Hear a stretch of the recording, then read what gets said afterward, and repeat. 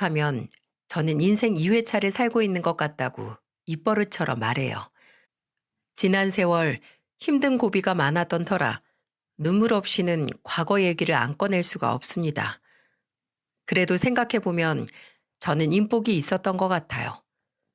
힘든 순간마다 꼭 좋은 사람들이 곁에 있었죠.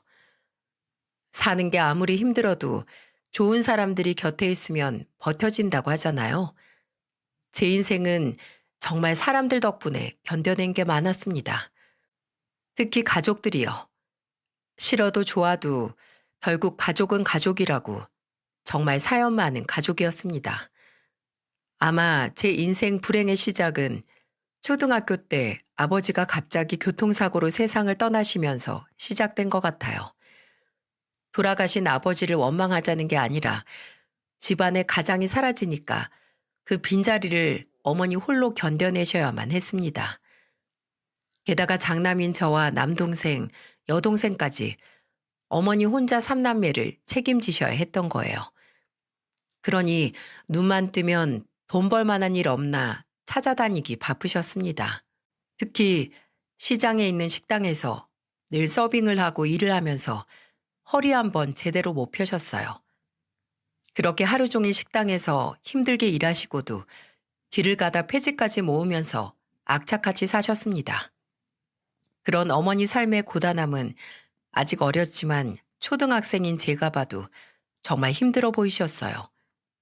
늘 어머니 근처만 가도 파스 냄새가 진동을 했죠. 그래서 저는 철이 좀 일찍 들었던 것 같네요. 갖고 싶은 게 있어도 참고 동생들한테 양보하면서 어머니 뒤에서 늘 힘이 되어주고 싶었습니다. 바쁜 어머니를 대신해서 저는 동생들 준비물 숙제를 챙겼어요.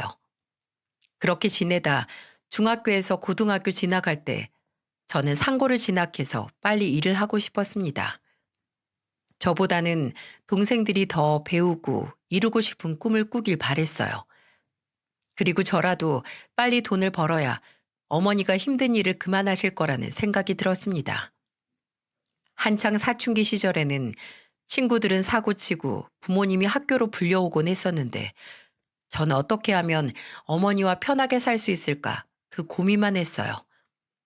그래서 상고에 진학해서 졸업 후 저는 바로 공장에 취업했습니다. 하지만 사회생활 하기에는 어린 나이였고 주변의 텃세를 이기지 못해 다른 회사로 이직도 했어요.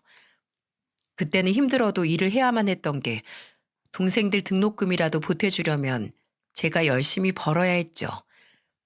그런데 사람이 경주마처럼 앞만 보고 살다 보니까 삶의 의미를 모르겠더군요. 동생들 잘 되라고 학비도 대주고 각자 인생 사는 걸 보고 나니까 흐뭇하면서도 이제는 의미를 찾을 수가 없었습니다. 그저 어머니와 동생들과 편히 사는 게 꿈이었는데 동생들이 각자 사회생활을 시작하고 나니까 제가 더 이상 쓸모 없어진 기분이 들었어요. 그렇다고 동생들이 저를 무시하거나 돈만 밝히지도 않았죠. 제가 용돈을 보내주면 여동생은 제게 전화해서 이렇게 말했어요. 오빠, 무슨 돈을 이렇게 많이 보냈어? 우리 막내 학교 다닐 때 예쁜 옷 사입고 다니라고 보냈지. 요새 공부는 잘하고 있어? 어, 오빠 덕분에 정말 잘하고 있어. 내가 미안해. 뭐가 미안해. 내 걱정은 하지 마. 나는 워낙 머리보다 몸 써야 되는 체질이잖아. 나중에 나 취업하면 오빠한테 정장 선물해야겠다. 에이, 내가 뭐 그런 거 입을 일이 뭐가 있어. 오빠도 언젠가 장가 갈 텐데 어른들 만나는 자리에서 입어야지. 몇 년만 기다려. 내가 꼭 좋은 옷 사줄 거야. 결혼은 무슨, 네 공부나 신경 쓰고 이 오빠 걱정은 하지 마. 저는 여동생과 가까운 사이였어요. 집안 사정이 안 좋아서 그런지 저희 삼남매는 우애가 깊었습니다. 어머니도 저희들끼리 의지하면서 잘 지내는 모습을 보면 가장 흐뭇해 하셨어요. 이렇게 가끔씩 동생들과 통화를 하면서 좋은 소리를 나눠도 왜 그렇게 허무했는지 모르겠습니다. 공장에 다니고 있어서 그런지 별로 웃을 일도 없었고 눈 뜨면 일하다 밤이 되면 잠을 잤어요. 그래서 이렇게 살면 기계랑 다를 게 뭔가 싶은 생각이 들 정도였습니다. 그렇게 기계처럼 아무 생각 없이 살고 있는 제게 천사 같은 사람이 나타났어요. 그때가 27살이었는데 애늙은이라는 별명이 있을 만큼 저는 재미도 없고 참 볼품없는 사람이었죠. 그런데 그때 제 옆에 다가와준 사람이 아내였어요.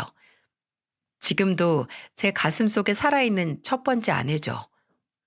첫 번째 아내라고 제가 하는 걸 보니 뭔가 깊은 사연이 있을 것 같지 않습니까? 지금부터 제가 첫사랑이었던 그녀에 대해 이야기해 보겠습니다. 무뚝뚝하고 살건 말 한마디 할 줄 모르는 제게 아내는 환한 미소로 다가왔어요. 아내는 공장에서도 소문이 날 만큼 밝고 긍정적인 성격이었죠. 한 번은 출근을 하고 있는데 아내가 저를 보고는 먼저 와서 말을 걸었어요. 저는 놀란 얼굴로 아내를 쳐다봤는데 아내는 저를 보면서 밝은 목소리로 말했습니다. 아침 먹었어요? 저는 아침 잘 안 먹어요. 그 시간에 잠 조금 더 자려고요. 에이, 한국인은 밥심으로 산다는데 아침을 거르면 어떡해요. 끼니는 생각으로 챙기는 게 아니라 때가 됐으니까 그냥 먹는 거예요. 항상 속이 비면 마음도 공허해지니까 이거 드세요. 그날부터 아내는 저만 보면 음료수와 빵을 그렇게 잘 챙겨줬어요. 그리고 회식 자리에도 잘 안 가던 저를 이끌어서 회식도 같이 가게 됐습니다. 아내는 분위기 메이커라고 할 만큼 밝았어요. 정말 여성스러운 사람이었는데 회식 자리에서는 또 다른 매력을 볼 수 있었어요. 제가 맥주만 마시고 있으면 잔을 바꿔서 호탕한 목소리로 말했습니다. 오늘 금요일인데 폭탄주 마셔요. 그런 아내를 자꾸 보니까 저도 모르게 웃고 있더라고요. 그리고 사는 의미를 모르던 제가 아내를 만나고 제 인생을 점점 찾게 됐습니다. 그렇게 아내와 가까워졌고 저희는 연애를 시작했어요. 어머니는 그 무렵 제가 표정도 밝아지고 좋아 보인다며 좋아하셨고요. 저와 아내는 연애를 하다 결혼을 하게 됐어요.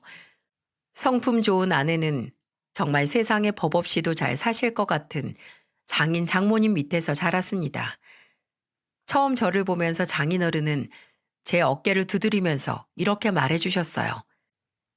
아버지 없이 얼마나 힘들었어.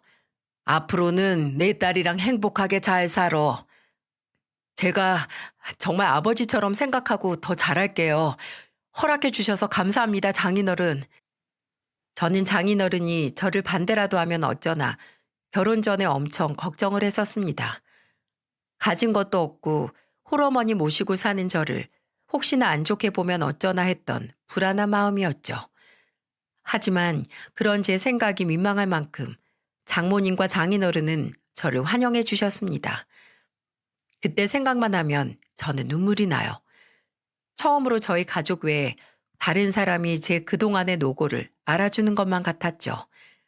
그래서 아내와 결혼 후에는 정말 처갓되게 잘하려고 노력했어요. 정말 아무것도 없는 저를 사람만 보고 결혼해준 아내에게 고마웠죠. 그 당시 제가 모은 돈도 별로 없고 능력도 없어서 신혼집을 구할 여력이 없었습니다. 그래서 어쩔 수 없이 어머니 집에서 살아야만 했어요. 저는 혹시나 아내가 싫다고 하면 어쩌나 고민을 했었는데 아내는 흔쾌히 승낙을 했습니다. 그리고 정말 합가를 하고 살기 시작했을 때는 아내가 저희 어머니를 살뜰히 챙겼어요. 어머니도 그런 아내를 예쁘게 봤고 둘 사이는 정말 좋았습니다. 밖에서 모르는 사람이 보면 모녀지간 아니냐고 물을 정도였어요. 아내는 살림이 서툴다면서 어머니께 하나하나 물어보기도 했습니다. 그러면서 아내는 어머니한테 살가운 목소리로 말했어요. 저는 어머님 없었으면 이런 걸 다 어디서 배웠을까 몰라요. 요즘 인터넷이 얼마나 잘 되어 있는데 내가 안 알려줬어도 넌 잘했을 거야. 그래도 이렇게 직접 옆에서 보면 한 번에 배울 수 있어서 너무 좋은 거 있죠? 저는 어머님이랑 살게 된 게 참 다행인 것 같아요. 어쩜 그렇게 말도 예쁘게 할까? 어머님 며느리라 그렇죠? 주말인데 새 식구 오랜만에 외식할까요? 그래, 그러자. 우리 며느리 먹고 싶은 걸로 정해서 가자. 어머니는 늘 제 아내가 먼저였어요. 혹시나 자신이 짐이 될까봐 집안일도 혼자 맡아서 하려고 했죠. 그걸 눈치챈 아내가 자연스럽게 살림을 배우겠다며 어머니를 쫓아다니면서 주말이면 늘 같이 일을 했어요. 그럼 아내의 세심한 마음이 고마웠습니다. 그래서 어머니도 그런 며느리 마음을 알고 더 예뻐하셨던 것 같아요. 정말 제 인생이 결혼하고 나서 어머니 모시고 아내와 셋이 지냈을 때 정말 행복했습니다. 아내와 맞벌이를 하면서 알뜰살뜰 돈도 모으고 슬아의 아들 하나, 딸 하나를 낳아서 키웠어요. 그때도 저희 어머니는 푼돈이라도 벌겠다고 청소일을 다니셨습니다. 아내는 그런 어머니를 뜯어 말렸어요. 연세도 많으신데 집에서 쉬는 게 어떠냐며 몇 번 제안을 했습니다. 그런데도 어머니는 완강한 목소리로 말씀하셨어요. 돈 주고 운동하러 다니는 사람들도 있는데 나는 돈 벌면서 운동하는 거야. 어머님, 그래도 연세가 있는데 걱정이 되니까 그런 거죠. 아직 팔다리 이렇게 멀쩡한데 내 몫은 내가 할 거다. 그럼 저랑 약속해요. 조금이라도 힘들면 그만두시는 거예요? 알겠다. 내가 너 무서워서라도 힘 딸리면 그만둘게. 형편 넉넉하지 않아도 어머님은 이제 연세도 있는데 편히 계세요. 남편이랑 저랑 아끼고 더 열심히 벌어서 편히 모실게요. 아내는 어머니를 보면서 힘들면 바로 그만둬야 한다며 신신당부를 했어요. 그런 모습을 보고 제가 어떻게 가만히 있겠습니까? 저는 월급날이면 처가댁을 가서 장인어른과 장모님을 모시고 소고기를 사드렸습니다. 한없이 부족하겠지만 용돈도 조금 챙겨드렸고요. 한사코 거절하셨지만 그렇게 해야 제가 마음이 편하다고 받아달라고 장모님 주머니에 그냥 넣어드렸습니다. 다 배려심 깊고 집안어른 공경하는 아내를 보면서 제가 스스로 배운 일들이었어요. 아마 아내를 만나지 못했다면 저는 어른들께 먼저 가서 식사를 대접해드리고 넉살 좋게 먼저 말도 못했을 겁니다. 좋은 사람을 만나서 저까지 덩달아 좋은 사람이 되는 것 같았어요. 그렇게 마냥 한없이 좋은 일만 생길 줄 알았던 제 일상에 불행이 닥쳐왔던 건 순식간이었어요. 불행은 뒤통수를 치고 갑자기 나타났어요.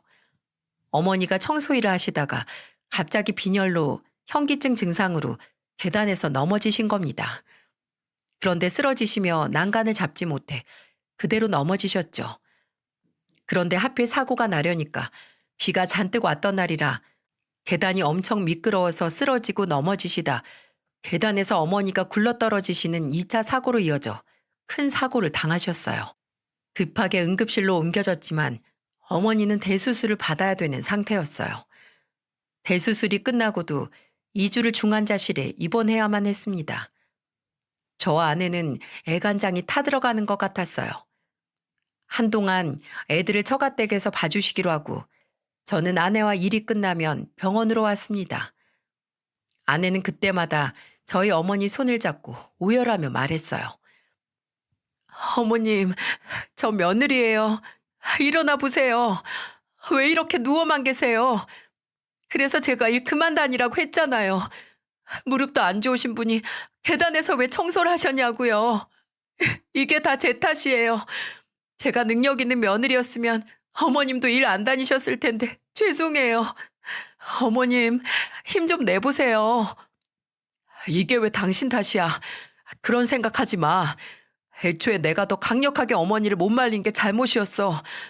당신 탓 아니니까 그냥 날 원망해. 아니야. 내가 너무 속상해서 그랬어. 당신 자책 하지 마. 우리가 이렇게 있으면 어머님 미안해서 못 일어나실지도 몰라. 그러니까 우리 좋은 말만 하자. 어머님, 제발 일어나세요. 저는 자책하는 아내를 보며 자책하지 말라면서 위로했습니다. 아내는 그 상황에도 자기가 부족했다면서 자책했어요.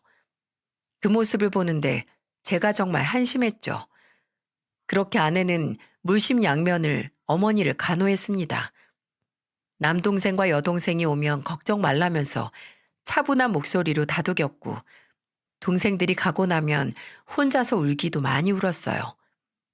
그렇게 아내는 간병인에게 어머니를 맡길 수 없다고 회사를 아예 그만두고 병간호에 매달렸습니다. 혹시라도 이게 마지막이 될까봐 아내는 최선을 다했어요. 이렇게 해서라도 어머니가 기력을 되찾을 수만 있다면 자기는 더 바랄 게 없다며 아내가 말을 했습니다. 그 세월이 3년이었어요. 무려 3년 동안 정말 물심양면 저희 어머니를 친부모 이상으로 챙겼습니다.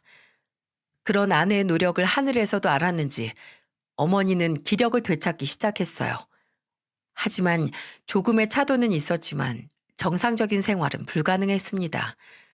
그래도 어머니가 기력을 찾으시고 대답도 하시니까 너무 기뻤어요.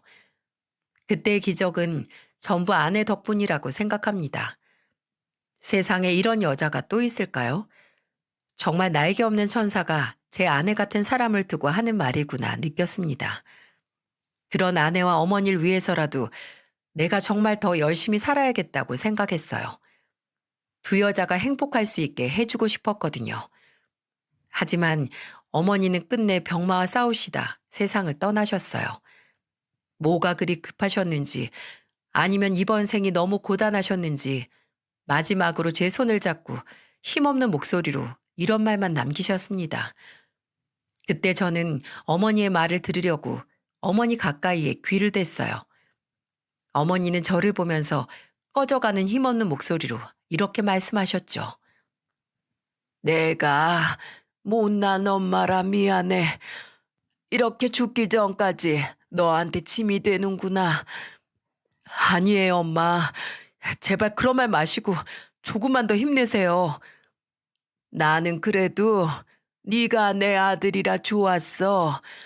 미안했고 또 미안하다, 우리 장남. 제가 죄송해요. 아직 효도도 제대로 못 해드렸는데 제발 눈 좀 떠보세요. 손주들 눈에 밟히지도 않으세요? 제발요. 엄마가 우리 아들 사랑한다. 그리고 우리 며느리 내가 정말 그동안 너무 고마웠다. 살아생전 못 해드린 게 많아서 저는 불효자였어요. 어머니는 마지막으로 저에게 사랑한다는 말만 남기시고 떠나셨습니다.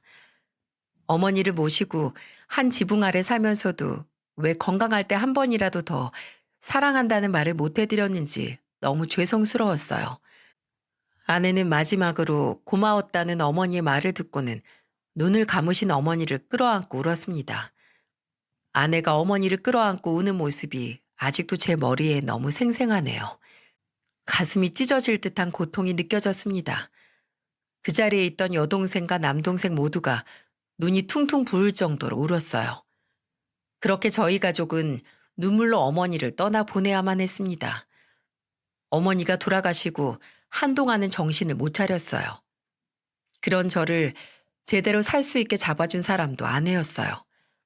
한동안 술이 없으면 잠을 못 잤는데 아내는 그런 저를 보면서 속상한 목소리로 말했습니다. 여보, 이렇게 사는 거 어머님이 보면 뭐라고 생각하시겠어. 당신 몸도 좀 챙겨야지. 못 해드린 게 많은 불효자라서 그래. 그렇게 있으면 어머님이 어떻게 편히 쉬어. 애들 생각해서라도 잘 살자.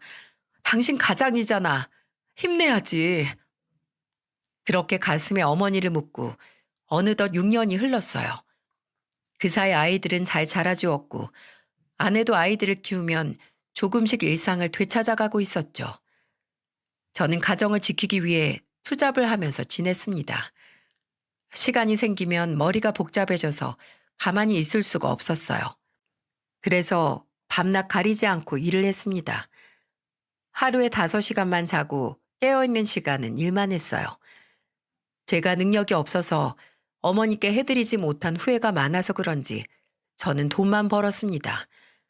나중에라도 제 자식들은 절대 부족하게 키우고 싶지도 않았어요. 그래서 대리운전이나 배달 등 소일거리가 있는 곳이면 늘 제가 있었습니다.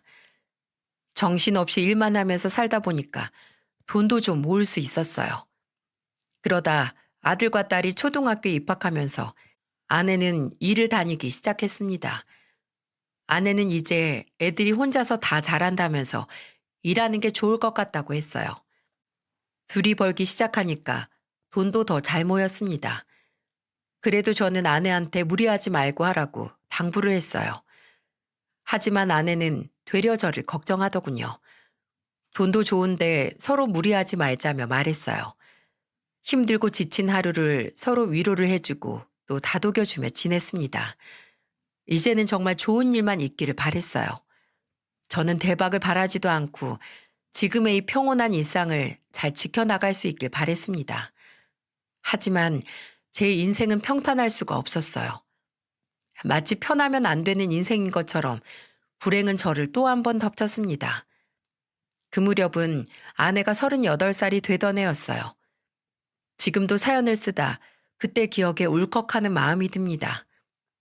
평소와 다를 거 없는 하루였고 아내는 평소처럼 9시에 퇴근을 하고 있었어요. 제가 모처럼 일찍 퇴근해서 집에 있던 날이라 정확하게 기억이 납니다. 저는 아내를 위해 밥상을 준비하면서 전화를 걸었어요. 제가 궁금한 목소리로 전화를 걸었습니다. 여보, 어디쯤이야? 나 이제 퇴근해서 집으로 가고 있지. 오늘은 집에 일찍 왔어? 오늘 당신 늦는다길래 내가 일찍 와서 청소도 하고 있었지.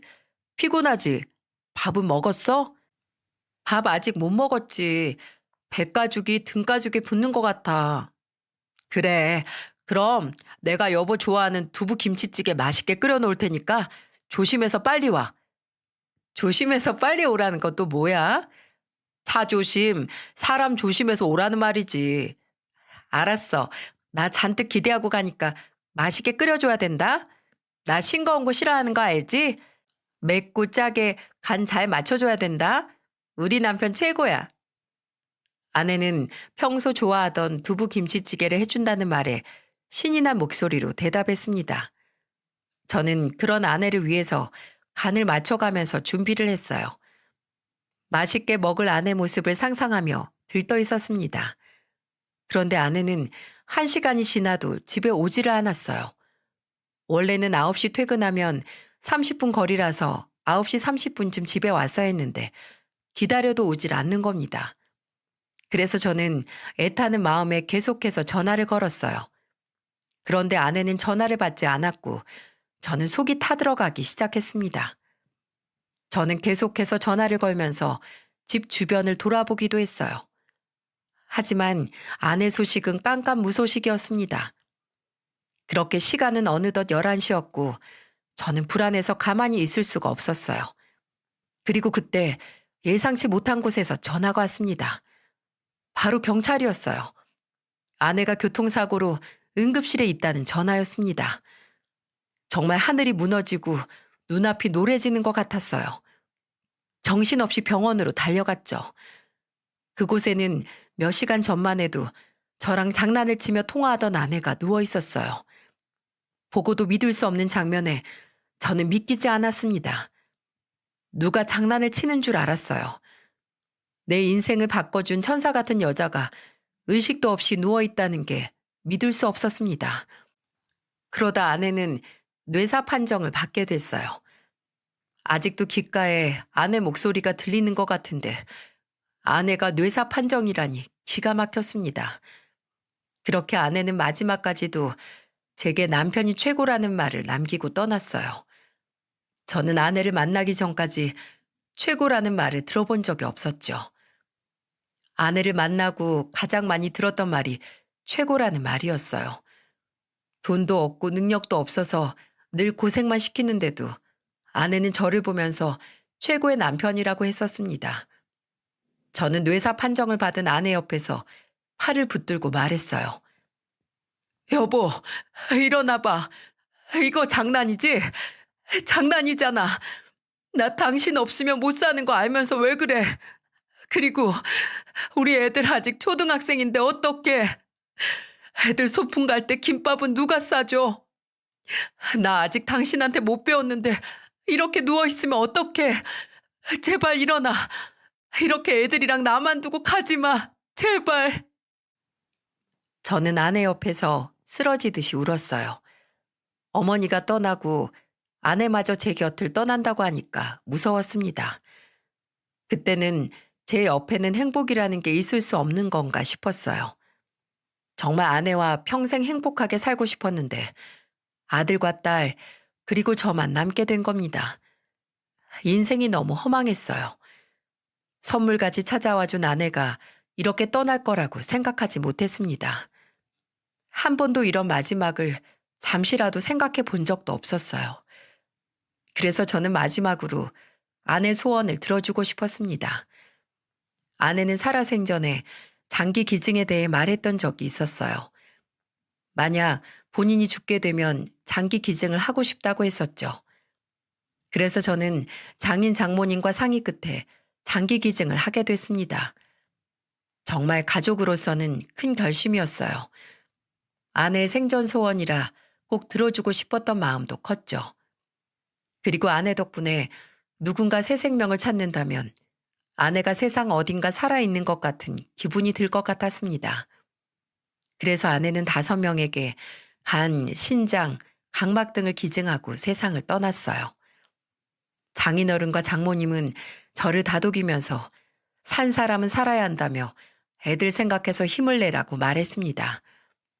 그리고 언제든 아내 생각이 나면 찾아오라고 하셨고요. 저를 따뜻하게 감싸주시는 두 분을 보자 아내가 더 생각이 나더라고요. 게다가 일상에서 느껴지는 아내의 빈자리는 더 컸습니다. 집안 곳곳에 남아있는 아내의 흔적이 저를 너무 힘들게 했어요. 진짜 이대로 딱 죽고 싶었어요. 아마 자식들이 없었으면 저는 아내를 따라갔을지도 모를 정도로 힘들었습니다. 세상에 의지할 사람 하나 없던 제게 기꺼이 작은 어깨 내어주던 아내를 제가 어떻게 잊을 수 있겠습니까? 저는 아내를 그리워하며 안방에서 아내 옷을 정리하다 술을 마셨어요.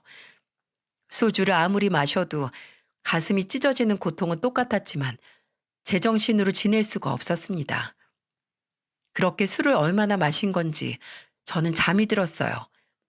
그런데 정말 우연인지 아니면 힘들어하는 저를 보고 아내가 차마 이승을 떠나지 못하고 저를 찾아온 건지 꿈의 아내가 찾아온 겁니다. 아내는 다정한 미소를 띄우고 가만히 저를 바라보고 있었어요. 꿈인지도 모르고 그런 아내를 보면서 소리쳤습니다. 여보, 깨어난 거야? 나는 당신 죽은 줄 알고 얼마나 놀랬는데. 다행이다, 무사해서. 꼴이 이게 뭐야. 내가 잠시 자리 비웠다고 머리도 부스스하고 옷도 꾸깃꾸깃하고 영 못 봐주겠다. 나는 이런 꼴 딱 싫은데. 당신 항상 멋있는 사람이라고 했잖아. 그러니까 내가 없어도 잘 지내야지. 당신 내 옆에 계속 있을 거잖아. 왜 없을 거라고 해. 이렇게 무사한데. 여보, 나 없어도 애들 잘 부탁할게. 그리고 너무 슬퍼하지 마. 당신 말대로 늘 우리 가족 지켜보고 있을게. 가지 마. 나도 당신 따라갈 거야. 애들 잘 부탁한다고 했잖아. 정말 잘 살아야 해. 알았지? 애들도 잘 키우고 당신도 꼭 행복하게 잘 살아줘. 내 부탁이야. 알겠어. 그런데 떠나지 말고 같이 있자. 여보, 제발. 여보. 저는 술에 취해 잠들었다가 꿈에 나타난 아내를 외치다 깼어요. 꿈에 나타난 아내를 보자 반가웠는지 눈물이 났습니다. 그리고 거울에 비친 제 모습을 보니 참 한심했어요. 오죽 못났으면 아내가 저를 찾아왔을까 싶었습니다. 천사 같은 아내는 제가 슬픔에 잠겨서 좌절하고 있으니까 제 꿈에 찾아온 것 같았어요. 정말 오죽하면 저한테 한 소리 하러 왔나 싶었죠. 마지막까지도 저와 애들 생각만 하던 아내의 말이 자꾸 떠올랐습니다. 그래서 저는 인생의 끝에서 다시 한번 힘을 내기로 했어요. 울고만 있으면 아내가 편히 쉬지 못할 것 같았죠. 그때 술에 취해 잠들었던 저는 시계를 보니 한밤중이었어요. 안방 문을 열고 나와보니 큰아들이 딸이랑 같이 라면을 먹고 거실에서 잠이 든 모양이었습니다. 그 모습을 보는데 제가 너무 바보 같고 한심했어요. 저도 아내를 잃고 힘든 시간이었지만 어린 아이들도 엄마를 잃어서 힘들 텐데 저한테 보채거나 때를 쓰지 않았거든요. 애들은 애들답게 크기를 바랬는데 벌써 일찍 철이 든 것 같아 미안했어요. 그래서 정말 이제는 후회가 남지 않게 열심히 살기 위해서 돈이 되는 일은 뭐든지 했습니다. 정말 앞만 보고 애들 하나 잘 키워내겠다는 일념으로 살았어요. 그렇게 아내가 떠난 지 10년이 됐을 무렵에 저는 제 이름으로 김치 공장을 설립했습니다. 세월이 지나 이제는 성인이 된 아이들은 제 키만큼 커 있었어요. 처음에는 직원이 5명이었는데 나름대로 규모를 늘려서 15명 정도 되는 직원들이 있었습니다. 경제적으로 여유가 찾아오니까 저는 그때 아이들이 결혼해서 손주를 보면 은퇴하겠다고 다짐했어요. 시골에서 가서 조용하게 혼자 살고 싶은 마음이 컸습니다. 남들이 보면 회사 잘 키워놓고 왜 은퇴하려고 하냐고 하겠지만 제 인생은 너무 힘들었어요.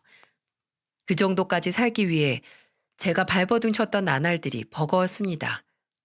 그래서 아이들을 시집 장가 보내고 잘 사는 것만 보면 그냥 시골로 훌쩍 떠나려고 했어요.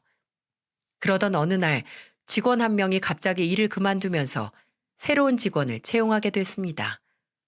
여직원이었는데 이름이 김혜정이었어요. 처음에는 잘 몰랐는데 입사하고 나서 다른 직원들과 지내는 걸 보니 꼭 먼저 떠난 아내가 떠올랐습니다. 성격도 활발하고 부침성도 좋아서 친화력도 좋았어요. 게다가 한 번은 다 같이 회식을 하는데 제 앞에 앉아있던 혜정 씨가 이런 말을 하더군요. 사장님, 맥주 드세요? 오늘 금요일인데 폭탄 좀 마셔요. 아내가 저한테 회식 때 했던 말이었어요. 제가 너무 놀라서 아무 말도 못하자 분위기가 어색해졌는데 혜정 씨는 애써 상황을 수습하려 했습니다. 그런데 혜정 씨는 직원들 중에 가장 나이도 어렸는데 분위기를 주도하고 리드할 줄 알았어요. 기도 안 죽고 분위기를 띄울 줄 아는 모습을 보니 자꾸 아내를 떠오르게 했습니다. 혜정 씨 나이가 40 초반이었는데 젊은 친구가 공장에서 일을 하니까 대견했어요. 그러다 한 번은 제가 밖에서 일이 있어서 점심을 거르는 일이 있었습니다. 밥을 다 먹고 들어오는 직원들을 보면서 오후에도 힘내라는 말을 하고 나가려는데 혜정 씨가 저를 보며 말했어요. 사장님은 점심 안 드세요? 전 일이 있어서 이따 점심 겸 저녁 먹으려고요. 한국인은 밥심인데 끼니를 거르시면 힘도 안 나시겠어요. 속이 비면 힘낼 마음도 안 생긴다는데 꼭 챙겨 드세요. 혜정 씨는 꼭 이렇게 생전에 제 아내가 했던 말을 하고는 했어요. 정말 아내가 환생이라도 해서 몸에 들어간 건지, 그래서 혜정 씨가 귀신의 시욱이라도 했나 의심이 들 정도였습니다. 그렇게 혜정 씨한테 자꾸 눈길이 갔어요. 정말 아내와 비슷한 게 한둘이 아니었죠. 특히 혜정 씨를 보면서 아내를 떠올렸던 결정적 사건이 있었습니다. 혜정 씨는 취미로 베이킹을 배우기 시작했다며 저한테 직접 만든 빵과 음료수를 건넸어요. 그러면서 해맑은 목소리로 말했어요. 넉넉히 만들어서 같이 일하는 분들이랑 사장님 목까지 챙겨왔어요. 처음 해보는데 너무 재밌어서 종종 드릴게요. 빵이랑 음료수예요. 이런 걸 직접 만들어요? 일 끝나면 피곤하지 않아요? 하나도 안 피곤해요. 저야 뭐 가족이 있는 것도 아니고 제 한 몸 잘 건사하면 되는데 이런 재미라도 있어야 살죠. 저는 많이 만들어서 사람들이랑 나눠 먹는 게 좋아요. 그리고 이제는 같이 일하는 언니들이 가족 같고요. 자기보다 한참 나이가 있는 직원들과도 언니 동생 하면서 금세 친해진 혜정 씨는 일도 힘들지 않고 사람들도 좋은 분들이라면서 좋아했어요. 젊었을 때 아내가 사람들과 어울리기를 좋아했던 모습 같았죠. 그래서 혜정 씨를 보면서 옛날 아내를 떠올리며 혼자 울컥하고는 했어요. 그때까지만 해도 저는 단순히 혜정 씨가 결혼을 못해서 혼자 사는 거라고 생각했습니다. 그러다 시간이 흘렀고 1년이 지나 혜정 씨의 밝은 미소는 회사 마스코트처럼 자리를 잡았어요. 그러다 저는 혜정 씨의 가슴 아픈 사연을 알게 됐습니다. 어느 날 회사에 오니까 사람들이 모두 하늘을 보면서 수군거리고 발을 동동 구르고 있었어요. 공장을 높게 지어서 상당히 높았는데 모두가 바라보는 곳을 보니 공장 꼭대기였습니다.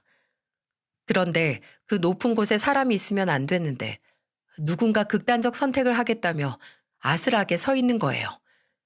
주변 직원들한테 물어보니 그 사람은 혜정 씨였습니다. 항상 밝게 웃고 다른 사람들과 잘 지내던 사람이었는데 저런 곳에서 위험하게 서 있는 걸 보니 가슴이 철렁했어요. 저는 곧장 공장 옥상으로 뛰어 올라갔습니다. 그리고 혹시나 혜정 씨가 놀랄까봐 옥상 문을 살살 열고는 침착하게 혜정 씨를 불렀어요. 혜정 씨, 나예요. 무슨 일이에요? 여기서 위험하게 왜 그래요? 저 말리지 마세요. 그냥 죽고 싶어요. 살고 싶지 않아요. 저는 인생이 너무 힘들어요. 저는 열심히 산 죄밖에 없는데 너무 힘들어서 못 살겠다고요. 그래, 일단 알았어. 내가 혜정 씨 억울한 사연 다 들어줄게. 그러니까 우선 나랑 같이 내려가자. 여기서 잘못된 선택하면 혜정 씨가 아끼는 동료들 전부 충격받을 거야. 아무 죄 없는 사람들 평생 트라우마 갖고 살게 하고 싶어서 그래? 나도 직원들도 그런 상황 원하는 사람 하나도 없어. 그러니까 내가 다 들어줄 테니까 나랑 같이 내려가, 혜정 씨. 나 알잖아. 내가 도와줄게. 혜정 씨 억울한 일 제가 도울게요. 저는 옥상 끝에 아슬하게 서 있는 혜정 씨를 보며 조마조마했어요. 높이가 꽤 있어서 거기서 떨어지면 목숨을 건지더라도 중상 이상은 무조건 입을 만한 높이였죠. 그리고 저는 더 이상 제 주변 사람을 허망하게 잃고 싶지 않았어요. 그래서 정말 간절하게 혜정 씨를 설득하려고 했어요. 그래서 저는 애원을 하면서 혜정 씨를 설득했고 긴 설득 끝에 혜정 씨를 데리고 1층으로 안전하게 내려올 수 있었습니다. 저도 저였지만 1층에서 혜정 씨를 말리겠다고 목청 터져라 외쳐준 직원들 공도 컸어요. 아마 혜정 씨도 같은 동료들 목소리를 듣고 마음을 돌렸을지도 모릅니다. 저는 제일 먼저 혜정 씨를 데리고 사무실로 갔어요. 그리고 혜정 씨에게 따뜻한 차를 건네며 물었습니다. 무슨 사연이 있길래 이렇게 위험한 일을 벌인 거예요? 저는 정말 억울해요.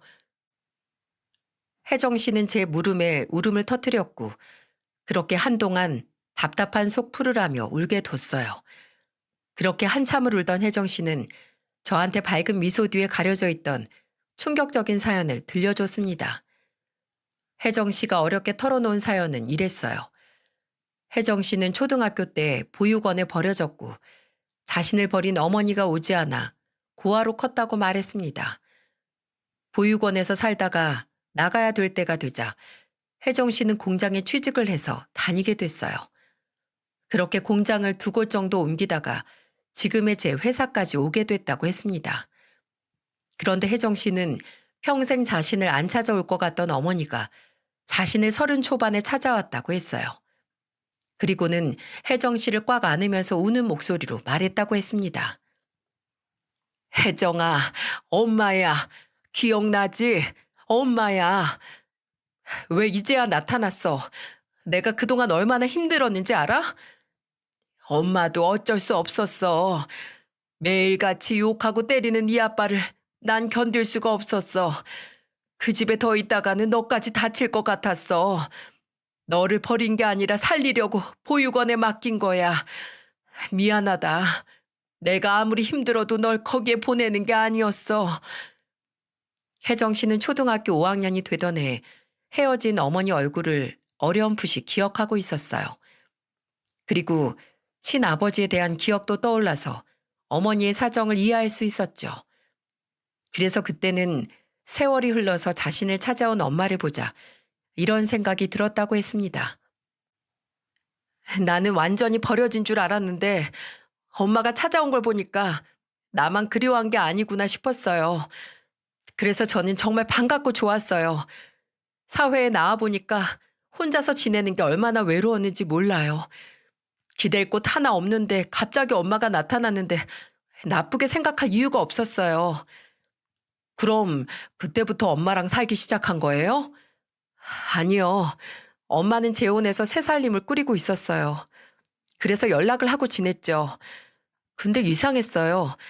자꾸 나한테 생활비도 바라거나 자기 집에서 쓰는 냉장고가 고장나도 날 찾아와서 바꿔달라고 하는 거예요.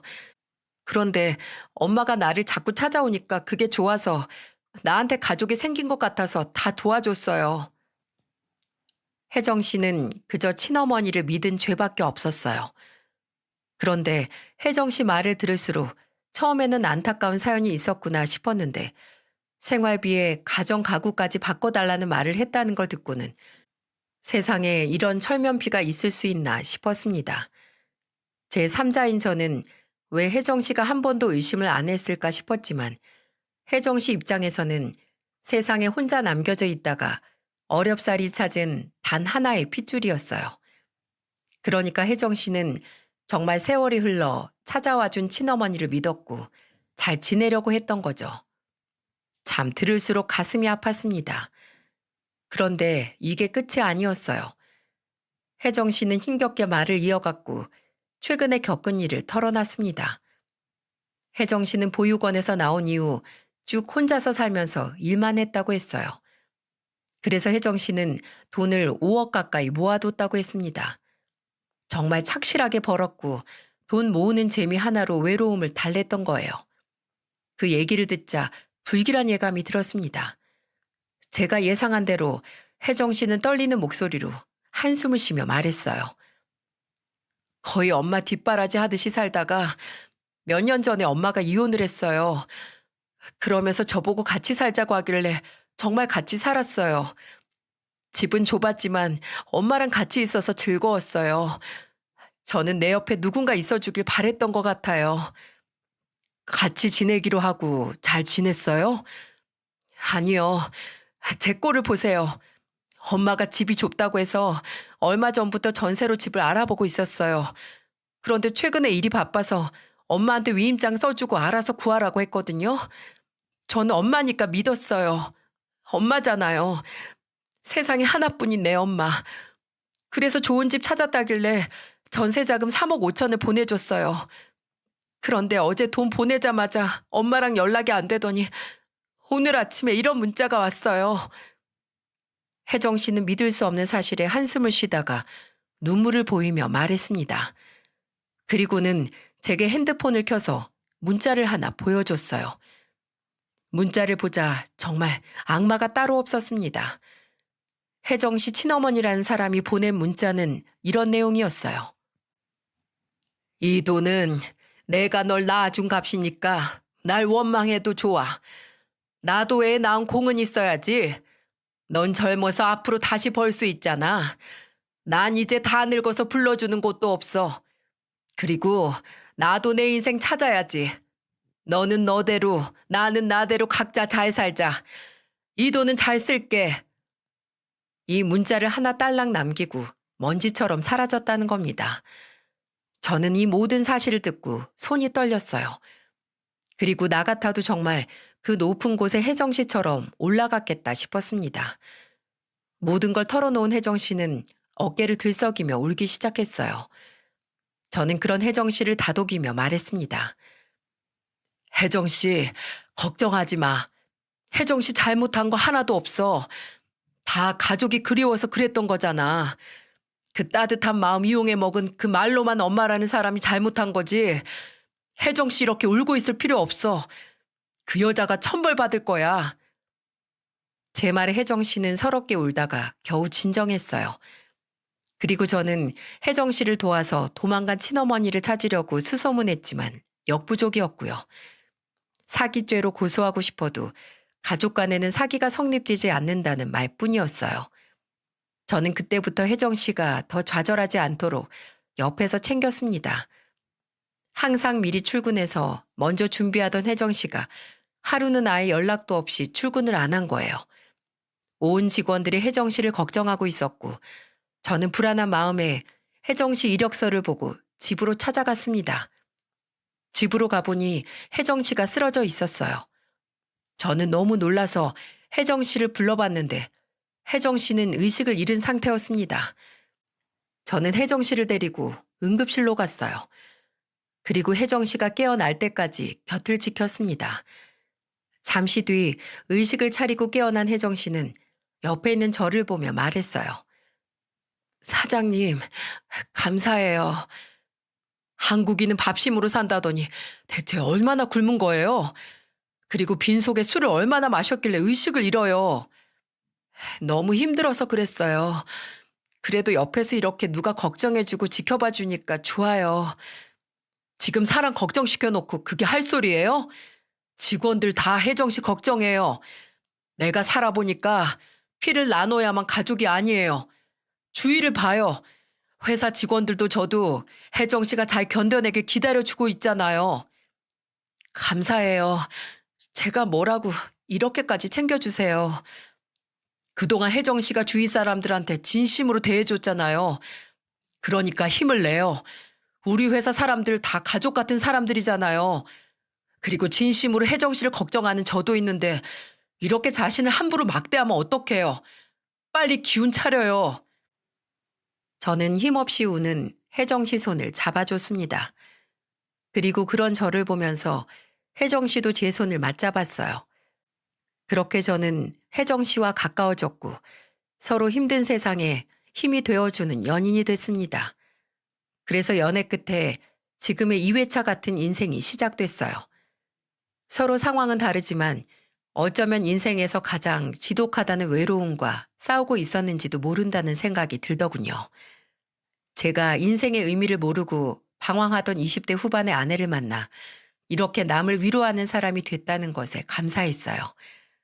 그리고 꼭 살아생전에 제 아내를 쏙 닮아 있는 혜정 씨와 저는 한 가족이 됐습니다. 지금부터는 아내라고 소개해야겠네요. 애들도 이미 다 컸고 제가 재혼을 한다고 하니까 축하해 줬습니다. 살다 보니까 큰아들한테 저는 이런 말을 다 들었어요. 아빠, 엄마 돌아가시고 얼마나 힘들게 살았는지 다 알아요. 나도 여동생도 정말 아빠한테 평생 갚아도 다 못 갚을 사랑 받고 컸다고 생각해요. 그러니까 이제는 우리 걱정 말고 아빠 인생 살아요. 우리 아들이 언제 이렇게 컸을까? 그렇게 말해줘서 고맙다.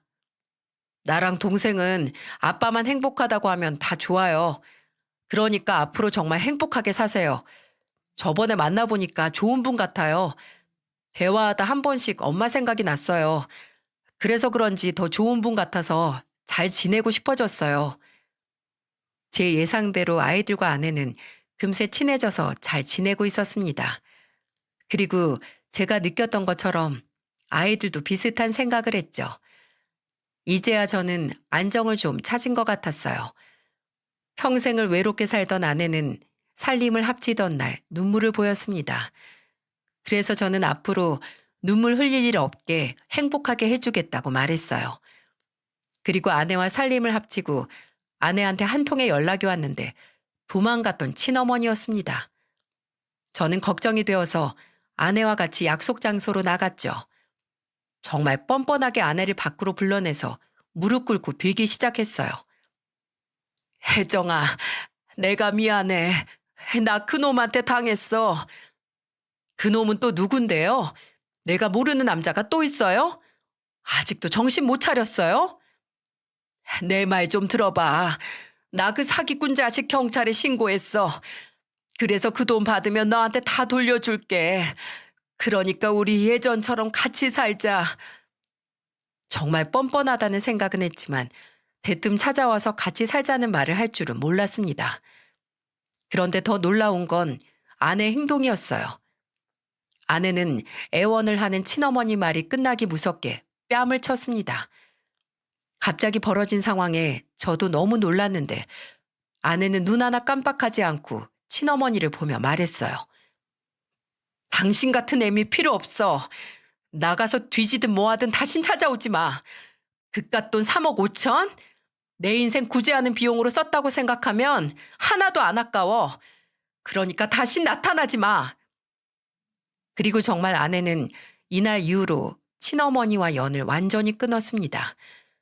번호도 아예 바꿔버리고 다시는 안 볼 사람처럼 아예 흔적도 다 없앴어요. 그날 아내한테 뺨 맞은 충격이 컸는지 더 이상 친어머니라는 사람은 찾아오지도 않았습니다.